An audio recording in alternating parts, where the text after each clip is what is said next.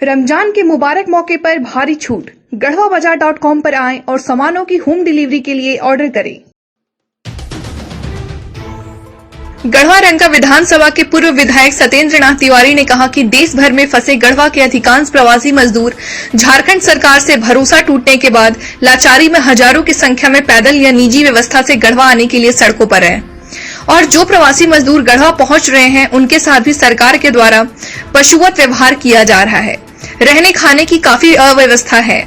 सरकार के द्वारा उन्हें क्वारंटीन सेंटर में रखने के बजाय मजदूरों को सिर्फ सोशल डिस्टेंसिंग का पालन करने की सलाह देकर घर जाने का आदेश दिया जा रहा है।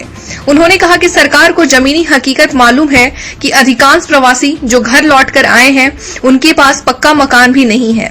वे झोपड़ी या कच्चे मकान में बड़ी मुश्किल से अपने परिवार के साथ काफी कम जगह में सर छुपाते हैं। ऐसे में सोशल डिस्टेंसिंग का पालन करना असंभव है। फिर भी सरकार इन प्रवासी मजदूरों को होम क्वारंटीन कर अपनी जिम्मेवारी से पल्ला झाड़ रही है, जिसके कारण आज गढ़वा कोरोना का हॉटस्पॉट बन गया है। गढ़वा में आज सबसे ज्यादा कोरोना के एक्टिव मरीज हैं।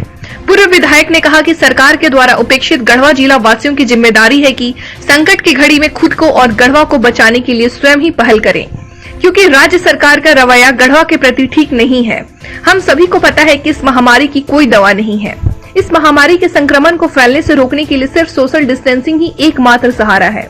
फिर भी राज्य सरकार प्रवासी मजदूर को क्वारंटीन अवधि या संक्रमण परिलक्षित होने की अवधि समाप्त होने तक अपनी निगरानी में रखने के बजाय घर जाने की इजाजत देकर संक्रमण को निमंत्रण दे रही है।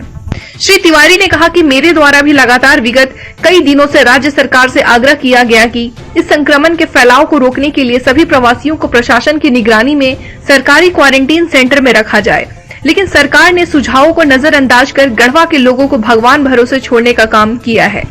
राज्य सरकार की कार्यप्रणाली से असंतुष्ट पूर्व विधायक ने आम जनों से अपने सामाजिक दायित्व का निर्वहन करने हेतु निवेदन किया है कि गढ़वा को बर्बाद होने से बचाने के लिए सभी समाजसेवी लोग आगे आएं। प्रवासियों को सामुदायिक स्थल पर क्वारंटीन अवधि के दौरान रखकर उनकी देखभाल के लिए ग्रामीण स्तर पर निगरानी कमेटी बनाई जाए। गांव और पंचायत स्तर पर प्रवासियों के लिए समुचित व्यवस्था बहाल की जाए, क्योंकि यह सरकार प्रवासियों को सुविधा देने और संक्रमण को फैलने से रोकने में पूरी तरह फेल है। इसलिए सरकार के भरोसे रहना ठीक नहीं है। ऐसा करके ही हम खुद को, अपने समाज को और गढ़वा को बचा सकते हैं।